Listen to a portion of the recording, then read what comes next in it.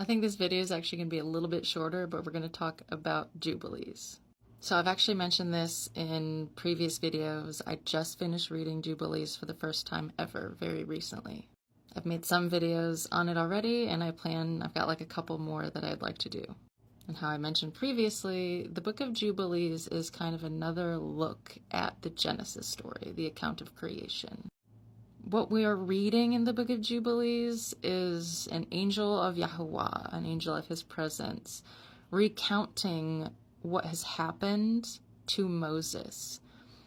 But it's coming from the angelic perspective. So while we see the human goings-on in the book of Genesis, the book of Jubilees gives some insight into, while all that stuff's going on in the book of Genesis, what is also happening in the spirit realm. And it gives some other details about the storyline as well that we don't see in Genesis that I love.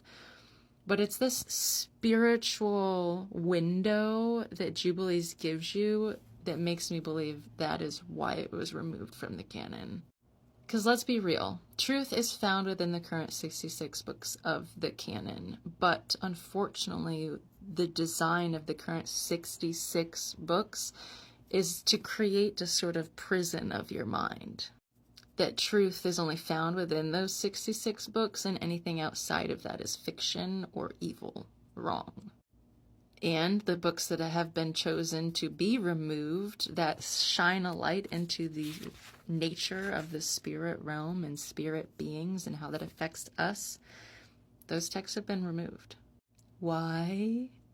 It's certainly not because they distract from the truth of the good news, the gospel, or the Besorah. And it's certainly not because it doesn't line up with the character of Yahuwah Elohim.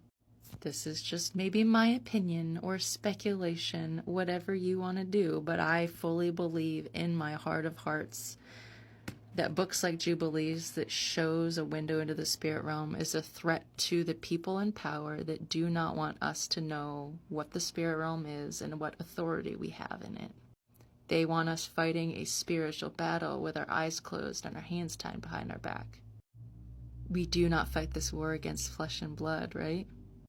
But yet believers today live this life as if we are, because for so many people the spirit realm, it doesn't matter. It's non-existent. It barely has any thought.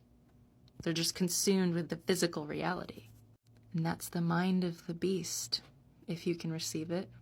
You are disconnected from the spiritual nature of yourself, the divine connection between you and your Creator, and how you were made and how you were meant to plug into this reality. And the spirit realm is all connected, and you cannot understand yourself and your Creator without some of this information. It's just the way it is, and it's why it was removed. To handicap you, to give you just enough of the truth to keep you stuck in the religious mindset, but not enough truth to give you full freedom and deliverance. The kind of freedom and deliverance that Yeshua came to bring. News flash, 90% of the Christian church isn't living in true freedom. They think they are. But there's disease, mental health problems, addiction, demonic oppression and bondage, sexual promiscuity, you name it. Abuse, narcissistic abuse is rampant. Because the freedom, the salvation that the Christian church brings is a shadow of what it really is, what it's supposed to be. Anyway, back to Jubilees. Jubilees is special because it shines a light into the spiritual nature of what is going on and why Yahuwah says certain things that we hear about in Genesis. And the main point to this video is to talk about Shabbat and keeping of the holy feast days. Because as far as we can see, just with our observable reality, just looking at Genesis, it just appears like it's an ordinance that Yah gave Israel. And that's all who it's for, right? The Christian church and many people teach that the holy feast days and the Sabbath is just for the blood-born Israelites. Jubilees shows the opposite. What's remarkable about the book of Jubilees is hearing from this perspective of this angelic being What this angelic being says to Moses is, you are commanded to keep this Shabbat on this day, because from the beginning of time, Yahuwah Elohim created it and kept it, and all of the heavens kept it. And all of these feast days, you're celebrating the feast day now after it's commanded of you. But we in the heavenly realms have been keeping this feast day, this celebration, since the beginning of time. What Jubilee shows us is the physical evidence of what I have experienced in the spirit this year, keeping the feast days. Well, it's the best of my abilities because I'm still learning. The truth is that these feast days, the Shabbat, when Yah says to keep them or you will surely die, it's the same as if you eat from the tree, you will surely die. It's a spiritual death. Why? Well, it's the same concept of where two or more are gathered in my name, there am I.